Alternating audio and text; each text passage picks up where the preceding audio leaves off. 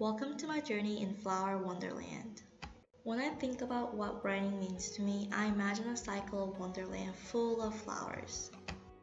It's not a common garden, but a garden that is full of imagination. Growing up in a country where education is viewed as extremely important in order to have a successful future, I was forced to read and write. As a stubborn child, I never liked when people forced me to do anything that I was not passionate about, such as reading and writing.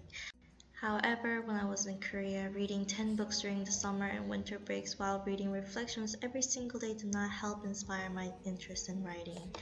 Writing became more stressful than exciting to me as an elementary student.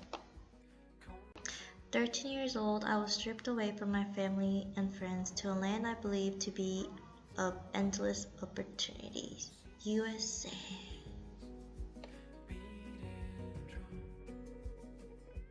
That's me going from Korea to USA.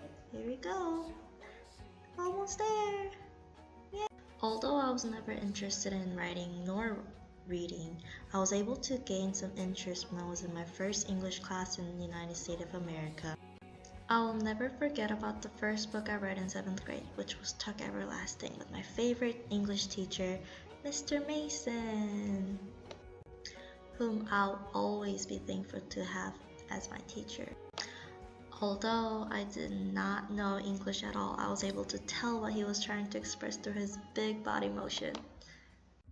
I used to think that living forever was the best gift that anyone could be given. But as we were reading Tuck Everlasting, Mr. Mason turned my positive view of everlasting life around completely.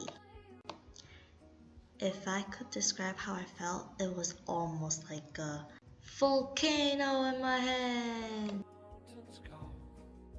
During my senior year, I sat in awe of Mrs. Hannah's English class as we read and discussed a slave narrative called The Incident in the Life of a Slave Girl by Harriet N. Jacob.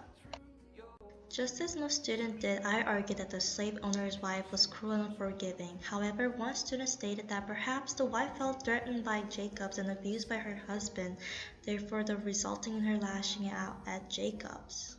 This practice of thinking in all perspectives, no matter how odd or uncomfortable it may be, challenged me in my studies, relationship with my peers, and in myself. I was inspired by Harriet Jacobs' powerful writing because she risked her life by writing about what was happening even though it was difficult and risky to tell the truth.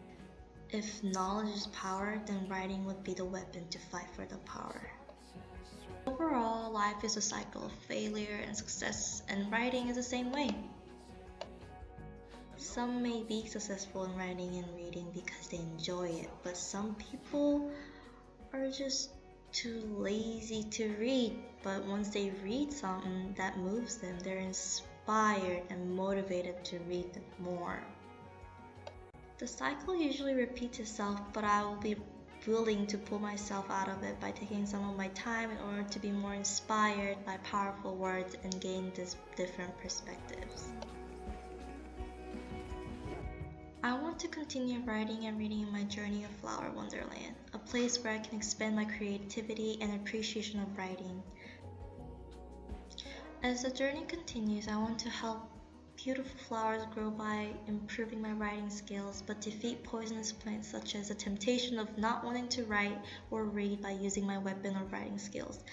The cycle will continue, but I will invest my efforts in this class in order to produce more beautiful and endless flowers throughout my journey.